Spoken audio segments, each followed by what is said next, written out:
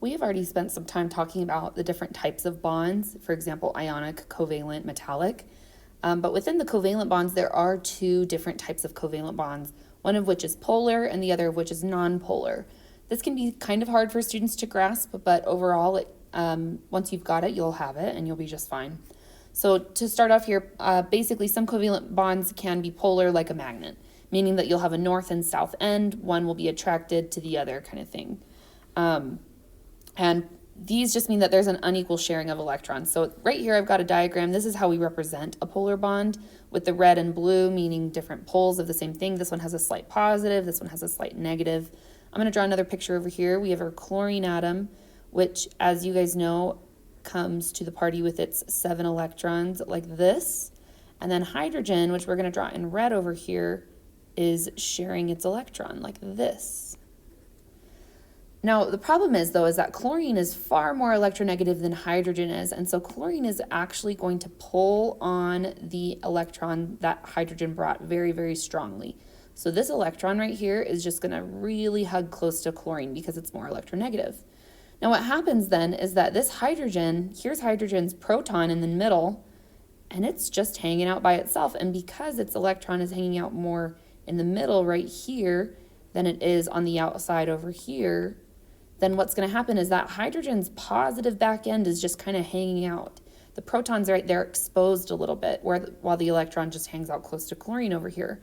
So what's going to happen is we'll have a slight negative and a slight positive. They're not super strong, positive and negative, but they are strong enough that they can impact the properties of these different types of materials.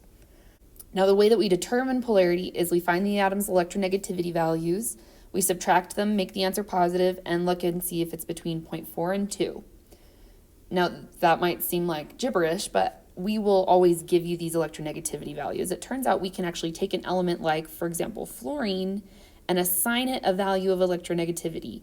And fluorine's happens to be 4.0, oxygen's happens to be 3.5. You do not need to memorize these. They will be given to you on a chart. You just need to know that if I have a bond between, for example, fluorine and oxygen here with these two electronegativity values. So here I'm going to draw my little structure, O and F.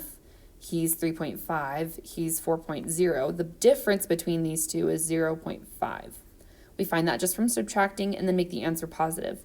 So if you had 3.5 minus 4.0, you would get negative 0.5, but you would just make that positive. And then we look at our scale here between 0.4 and 2, and yes, the bond between oxygen and fluorine is polar.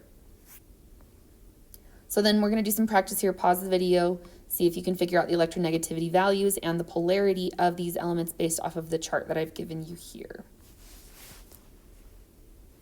So HF, all of these include a hydrogen. We're going to go ahead and look. H is 2.1 and fluorine is 4.0, the difference here being 1.9, making that polar.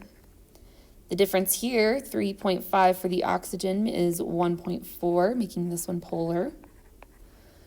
Then we get to boron. Boron is only 2.0, making the difference 0.1 nonpolar, meaning that bond right here is not going to behave as a magnet. It is not going to have a slight positive, slight negative on either side. HC, this is the one that is kind of irritating because this one is exactly 0.4. I'm going to go ahead and say that is polar, but it's pretty weak. And then last one here, we have BP. Boron is 2, and phosphorus is 2.1. Our difference is 0.1. That is nonpolar. You should be able to go through pretty quickly and easily and figure out bond polarity using a chart like this.